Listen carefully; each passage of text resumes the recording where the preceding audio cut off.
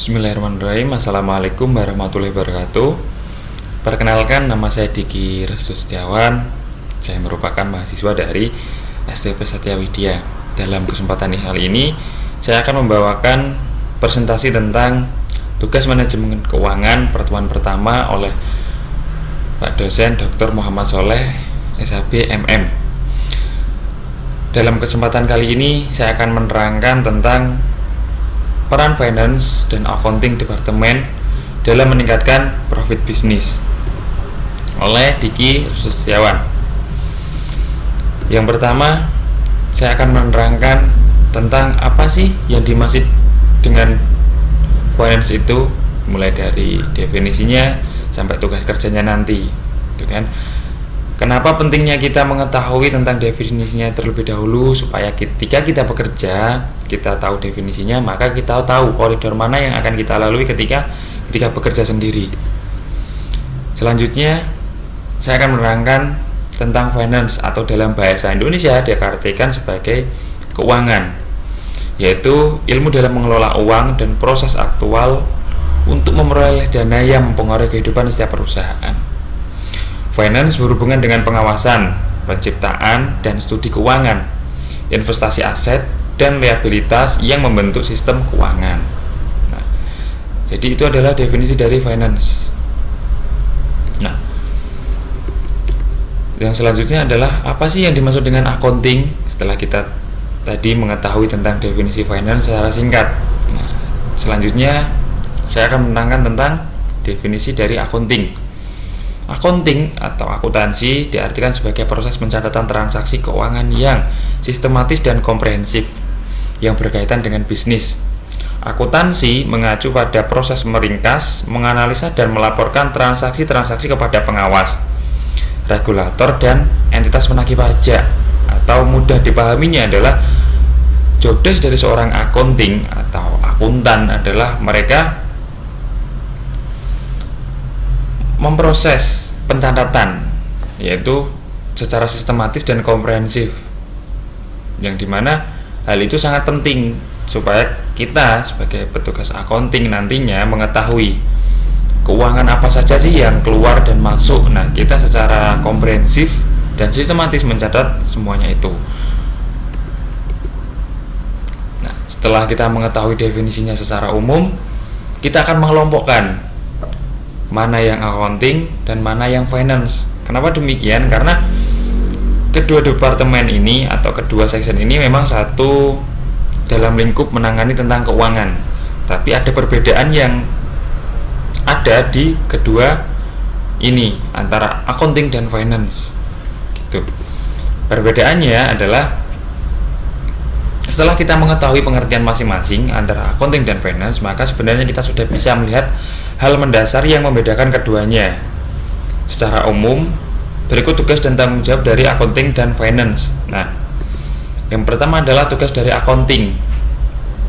Apa sih tugas dari accounting ini? Gitu kan? Apa yang membedakannya dengan finance nanti? Nah, meskipun mengatur keuangan perusahaan, tetapi pada bagian akuntansi tidak bersinggungan langsung dengan uang itu sendiri. Accounting hanya bertugas untuk memproses dan mengelola laporan keuangan dan mencatat transaksi dari bisnis. Setelah melakukan pencatatan, akuntan harus melakukan otorisasi di setiap divisi terkait. Nah, seperti saya terangkan di awal tadi, bahwasanya accounting memang tidak secara langsung berhubungan atau berkoneksi dengan uang, melainkan mereka mencatat dan memproses mengelola laporan keuangan. Dan setelah mereka mencatat, akuntan harus melakukan otorisasi atau mereka melakukan suatu haknya untuk meninjau keuangannya itu digunakan untuk apa saja, dan mereka berhak untuk mengetahui karena petugas accounting memiliki kewenangan untuk mengetahui hal itu. Nah, sebagai contoh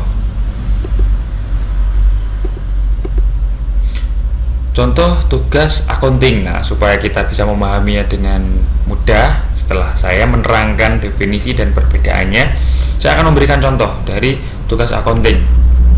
Nah, sebagai contoh, terdapat transaksi di bagian gudang, maka akuntan harus melakukan otorisasi ke bagian marketing. Setelah itu, akuntan harus membuat laporan keuangan dengan memeriksa dan memastikan semua transaksi telah tercatat.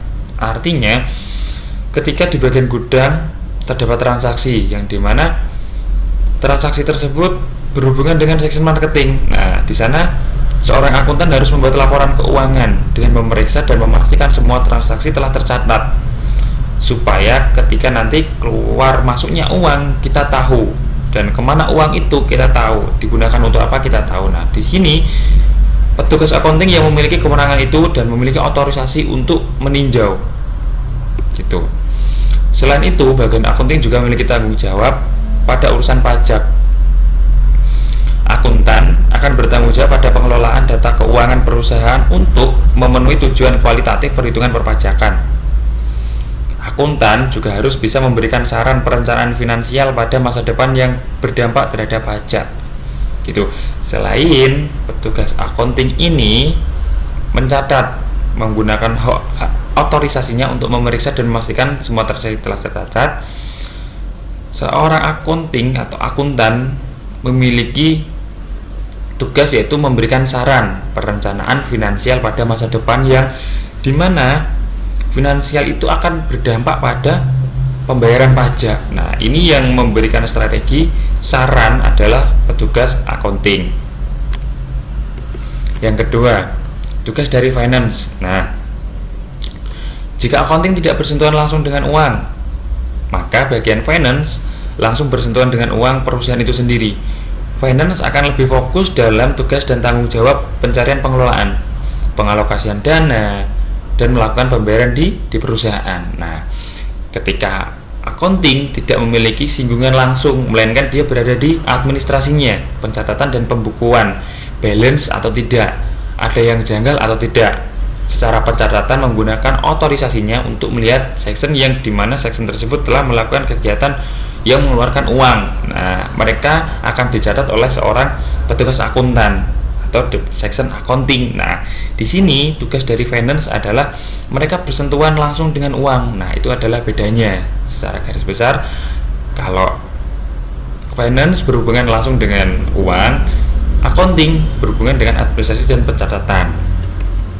Nah, tugas dan tanggung jawab dari seorang finance apa sih kira-kira? Nah,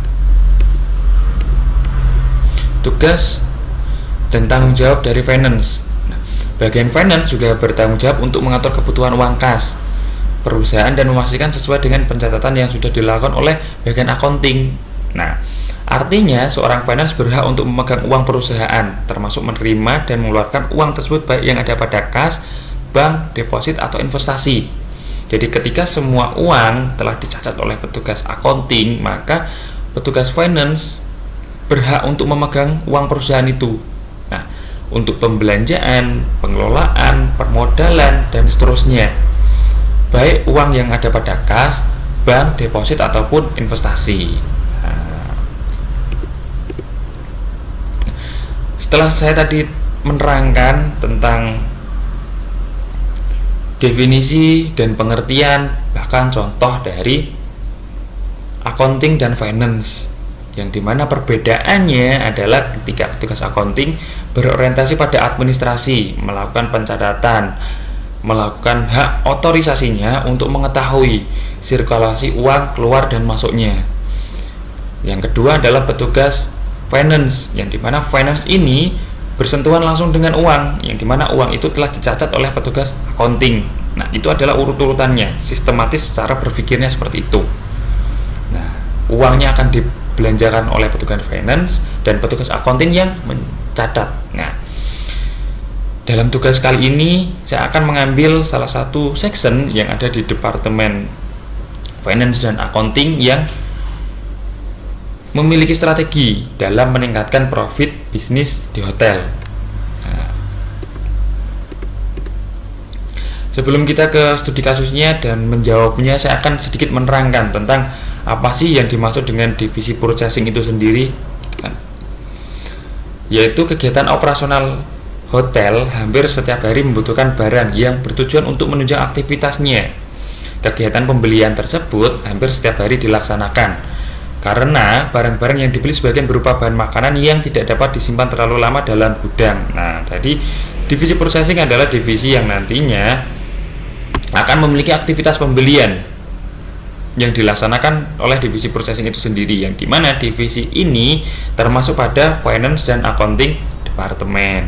Nah, itu adalah pengertian dari purchasing.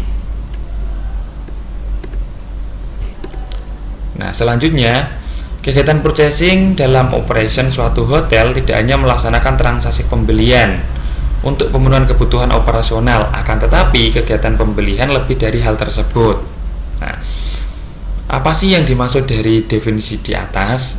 Yaitu purchasing yang baik dapat berfungsi dalam pengendalian biaya dan meningkatkan keuntungan. Nah, ternyata di divisi purchasing bukan hanya melakukan suatu pembelian, tetapi di divisi purchasing ini juga memiliki fungsi yaitu pengendalian biaya dan meningkatkan keuntungan yang ada di hotel itu sendiri. Nah, sekarang pertanyaannya, bagaimana cara purchasing ini dalam melakukan pengendalian biaya dan meningkatkan keuntungan? Nah, jadi mungkin yang banyak dipahami oleh kita adalah section yang bisa meningkatkan keuangan adalah yang dimana section itu menjual suatu produk seperti EV service, sales marketing dalam menjual ballroomnya, housekeeping dalam menjual kamarnya. Nah, sejauh ini hanya ada 3 secara umum, tetapi ternyata di divisi purchasing yang dimana di bawah finance and accounting department yang notabene berada di back office, ternyata juga dapat dalam mengendalikan biaya dan meningkatkan keuntungan. Gimana caranya? Simak. Nah, permasalahannya adalah bagaimana purchasing dapat berfungsi sebagai pengendalian biaya dan meningkatkan keuntungan. Nah, ini adalah hal yang akan saya bahas. Bagaimana strategi purchasing itu sendiri, yang notabene adalah back office.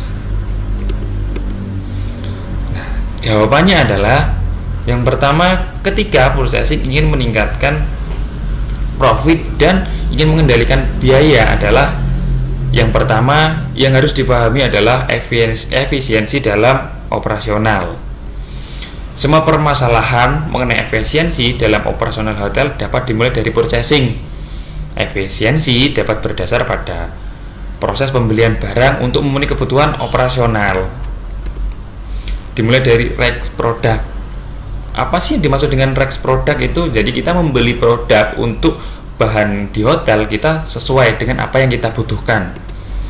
Yang kedua adalah REX price, yaitu kita membeli sesuai dengan kebutuhan kita. Jangan membeli dengan harga yang mahal ataupun terlalu rendah, tapi sesuaikan dengan kebutuhan yang ada di hotel.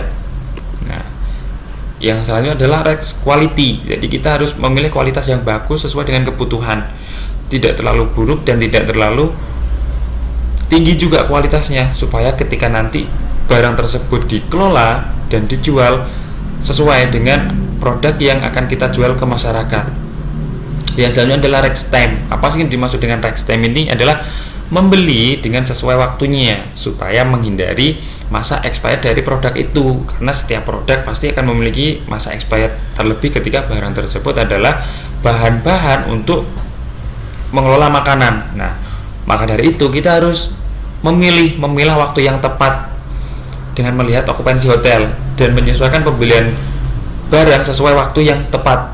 Nah, yang selanjutnya adalah REX supplier. Nah, bukan hanya produk, price, quality, kita juga harus memilih supplier yang baik.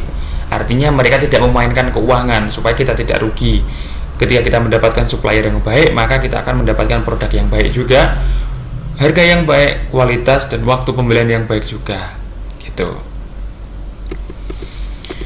Yang kedua, nah, bagaimana sih purchasing dalam upaya meningkatkan profit dan pengendalian? Dalam fungsi pembelian, pengendalian yang baik harus diterapkan agar fungsi pembelian dapat berjalan secara efektif, dan dalam upaya mempertahankan suatu standar yang telah ditetapkan dan pertanggungjawabannya pada suatu kegiatan usaha. Nah, ini adalah yang dimaksud dengan pengendalian, yaitu fungsi pembelian yang dimana memiliki quality control, memiliki kualitas yang dikendalikan supaya kita tidak merugi. Nah, yang ketiga adalah profit. Jadi di dalam profit ini, purchasing dalam upaya untuk dapat meningkatkan benefit atau profit ataupun dalam pengendalian biaya adalah Yang dimaksud dengan definisi ini adalah menurunkan harga pokok penjualan dapat terjadi di beberapa sebab. Antara lain, 1. Penurunan harga beli bahan makanan dan minuman. Yang kedua adalah pemilihan bahan yang baik sehingga tidak ada bahan makanan yang terbuang sia-sia. Memodifikasi standar resipi. Nah, ini adalah usaha yang dilakukan oleh purchasing section dalam upaya meningkatkan pendapatan, yaitu dimulai dari yang pertama adalah menurunkan harga beli bahan makanan dan minuman. Artinya ketika dalam suatu masa harga beli bahan pokok itu mengalami penurunan, maka di situ ketika pihak purchasing dapat melihat celah, maka akan membeli produk yang sesuai, yang tepat, dan jumlah yang banyak, supaya ketika nanti harga sudah naik, kita masih memiliki stok yang dimana harga tersebut masih di harga rendah, dan ketika kita jual sebagai bentuk barang jadi, maka akan mendapatkan keuntungan yang lebih. Yang kedua adalah pemilihan bahan yang baik sehingga tidak ada bahan makanan yang terbuang sia-sia. Artinya kita harus juga memperhatikan kualitas supaya bahan makanan tidak terbuang dan uang yang sudah kita belikan tidak terbuang sia-sia. Yang selanjutnya adalah memodifikasi standar resipi, atau dalam hal ini ketika kita benar-benar berada di harga yang tinggi untuk membeli produk, maka kita harus pandai-pandai dalam mengolah atau memodifikasi resipi tanpa mengurangi standar kualitas. Nah, kesimpulannya adalah kegiatan purchasing sangat berpengaruh terhadap pengendalian kualitas dan biaya atau cost control. Target manajemen dalam anggaran untuk peningkatan keuntungan tidak hanya ditempuh dengan cara peningkatan penjualan, melainkan dari beberapa strategi yang telah saya paparkan pada slide sebelumnya. Nah, jadi untuk mendapatkan biaya atau pendapatan yang lebih bukan hanya ditempuh dari departemen-departemen lain. Nah, bisa juga di departemen finance and accounting, di purchasing section atau di divisi purchasing juga bisa memberikan profit. Nah, jadi saya kira cukup pemaparan singkat dari saya. Jika ada yang ingin ditanyakan, silahkan tanyakan pada kolom komentar yang di bawah. Wassalamualaikum warahmatullahi wabarakatuh.